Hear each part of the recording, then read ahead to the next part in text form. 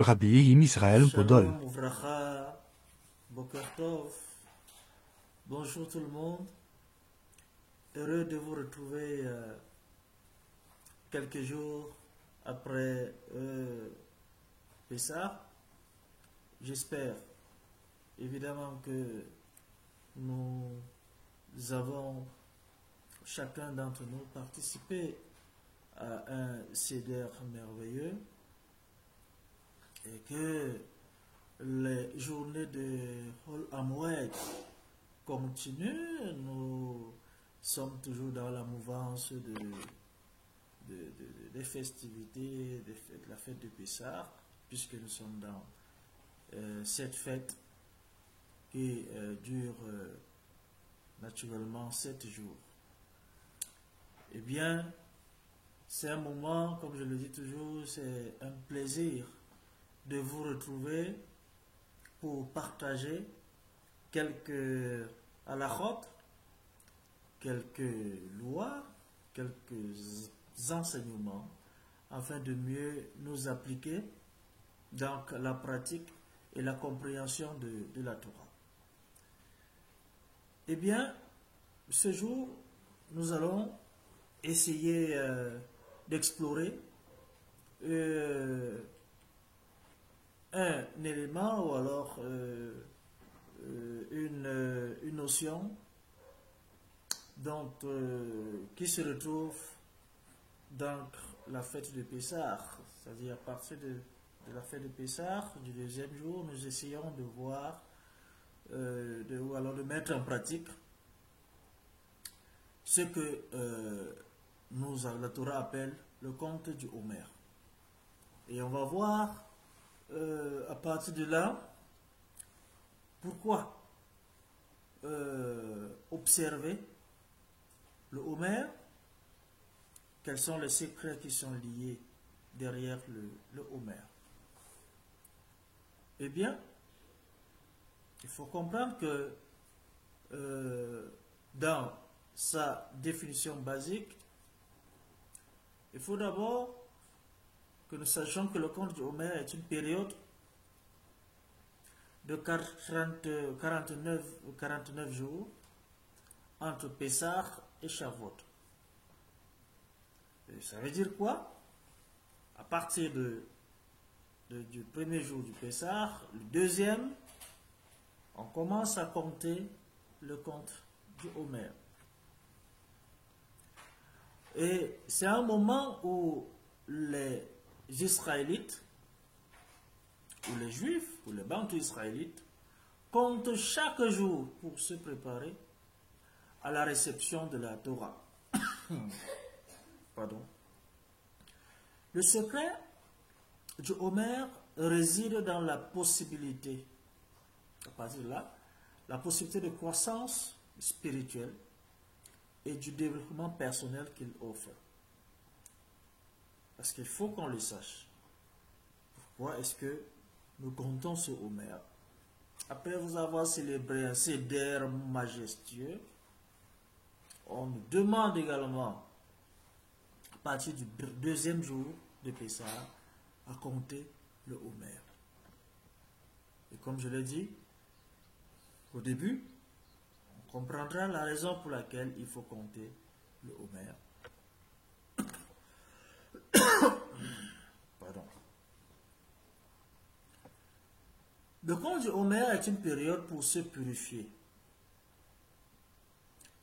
de se préparer et approfondir sa compréhension de la Torah et ses enseignements. Donc, de manière basique, c'est ce qu'il faut comprendre.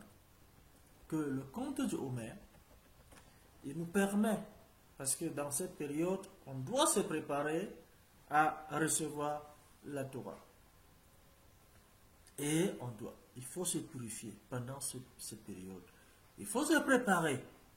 Et cela nous permet d'approfondir, n'est-ce pas, la compréhension de la Torah et de ses enseignements.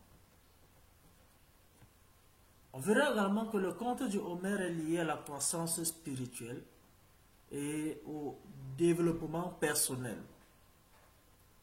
Et à partir de là, on va voir quelques aspects clés de ce conte du Homère. En ce qui concerne la purification et la préparation, on comprendra que le conte du Homère, qui est une préparation, qui est une période de purification, de préparation pour la réception de la Torah à Shavuot, est une occasion pour des Israélites, des Bantous israélites, de se purifier et de se préparer de manière spirituelle. Voilà un aspect clé. Le second aspect clé ici, c'est le développement des qualités. Eh bien, on verra que chaque semaine et chaque jour du Homère correspond à une qualité ou un attribut spécifique. On verra ça un peu plus tard. Et on nous dit qu'à partir de ce moment, le juif peut se concentrer, il a la possibilité de se concentrer sur le développement de ses qualités pour améliorer son caractère et son comportement. Un autre aspect ici, c'est la connexion avec la Torah. Qu'est-ce que cela nous fait comprendre? On pourra dire que, on va dire, pas qu'on pourra dire, on va dire que le conte du Homère est intimement lié à la Torah et à la réception des 10 paroles à Shavuot. C'est une période pour approfondir sa compréhension de la Torah et de ses enseignements. Alors il faut véritablement se concentrer, il faut véritablement se connecter à ce moment-là, afin que nous nous rapprochions davantage d'Akadosh Baruch Hu.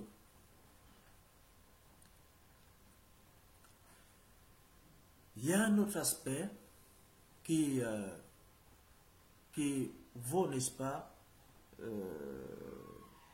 qu'il faut également comprendre, c'est la croissance personnelle. Donc ça veut dire, en dehors de la connexion de la Torah, on nous demande également, les sages nous demandent également d'être propre ou alors d'être prêt à une croissance personnelle. Donc ça veut dire un travail personnel que nous avons l'obligation de faire. Ça veut dire quoi? Ça veut dire que le conte du Homère également nous offre une opportunité pour la croissance personnelle et spirituelle. Les individus ou alors le juif, à partir de ce moment, il peut travailler à améliorer sa relation avec Akadosh Baruch Hu et avec ses semblables ou encore son prochain. Il y a un autre aspect, je crois que c'est le dernier qu'on va citer, c'est la rectification ici des défauts. Et d'après la Kabbale, on apprend que chaque jour du Homère correspond à une sphère spécifique de l'âme et à un défaut spécifique qui doit être rectifié. Donc c'est ce que la Kabbale nous enseigne. Et à ce niveau, on nous dit, les Mekoubalim nous disent, le juif, à partir de ce moment, a la possibilité de travailler ou alors à rectifier ses défauts pour atteindre une plus grande spiritualité. Et dès lors, on aura évalué ou alors vu ces différents aspects, on comprendra que dans le conte du Homère, le juif, il peut approfondir sa compréhension de la Torah. Ça, c'est d'un. Maintenant, de deux, il peut développer ses qualités et ses attributs. De trois, il peut se purifier et se préparer spirituellement. Et, enfin, rectifier ses défauts et atteindre une plus grande spiritualité. Voilà, en résumé, ce que les aspects du conte d'Homère, les aspects clés, peuvent nous amener à comprendre.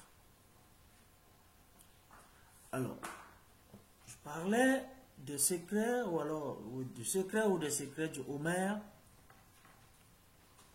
au début du cours. Les mêmes Mekoubalim nous enseignent que le secret du Homère, ou alors du conte du Homère réside dans la signification profonde de chaque jour et de chaque semaine de la période. Ça veut dire quoi? Ça veut dire que les 49 jours qui sont divisés en 7 semaines. Chacune représente une qualité ou un attribut différent. Et comment on le sait? On va voir que les différents séphirotes seront identiques. C'est-à-dire, les 7 séphirotes, premiers séphirotes, seront identifiés aux 7 semaines du compte qui sépare Shavuot et Pessah, ou Pessah et Shavuot. On verra donc que ces qualités et ces attributs représentent chacune une semaine. Et comment on le sait? On va voir que dès la première semaine, la séphira, qui est représentée ici, c'est Chesed. Chesed, à partir de la première semaine, c'est cette séphira dont on parle, qui signifie la bonté et la qualité qu'on doit développer, c'est l'amour.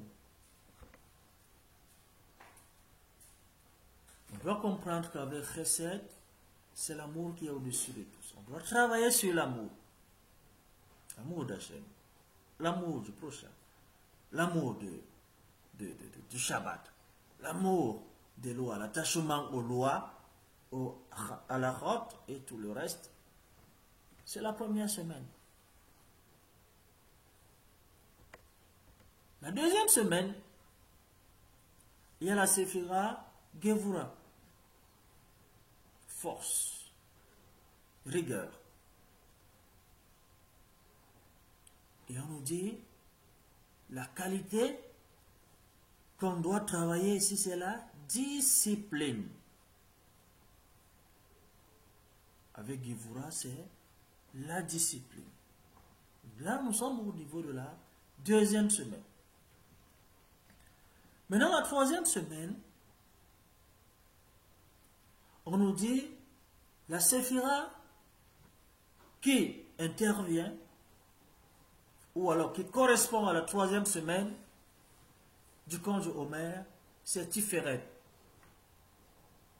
la beauté. Et la qualité qui va avec, c'est l'harmonie. l'harmonie, l'apaisement. Il faut être bien avec tout le monde. Il faut éviter la colère. Il faut éviter la tristesse. Voilà la 3e semaine. Au niveau de la 4e semaine,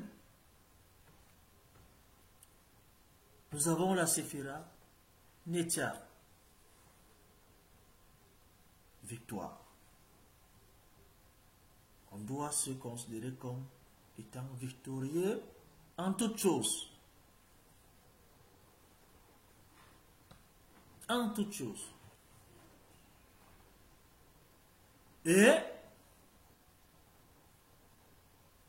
on nous dit la qualité qu'il faut travailler, c'est la persévérance. Il faut être persévérant, ne jamais abandonner. La 5e semaine, il y a la Gevura, la gloire.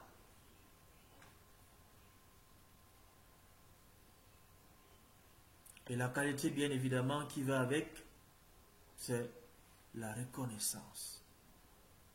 Il faut être reconnaissant. Il faut travailler sur ça. Ensuite, nous sommes présentement à la 6e semaine, dans l'avant-dernière semaine de Shavuot, du conte du Homer, qui précède la fête de Shavuot. La séphira correspondante, c'est Yesod, c'est-à-dire le fondement. Et là, on nous parle de la connexion. Il faut travailler sur la connexion.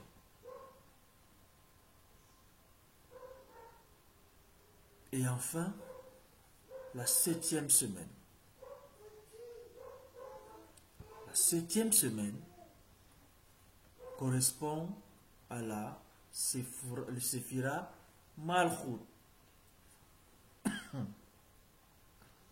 Malchut qui est royauté. Et quelle qualité il faut travailler? Le leadership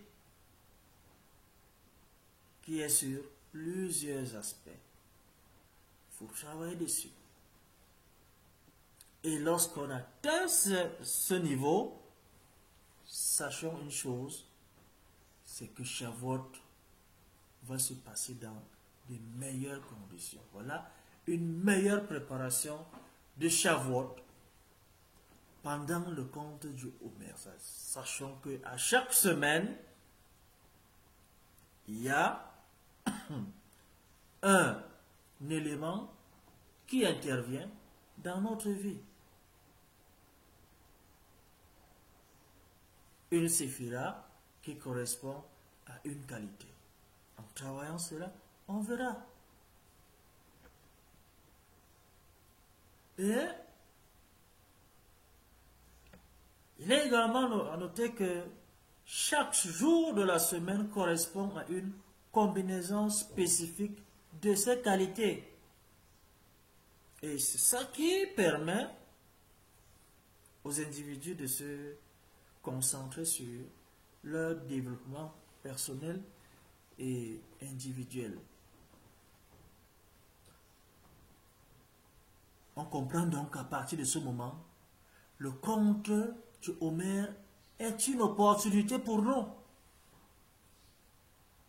Pour nous, c'est une opportunité. En quoi cela est-il une opportunité? Ça nous permet de réfléchir sur nos actions et nos intentions. Le Kavanot.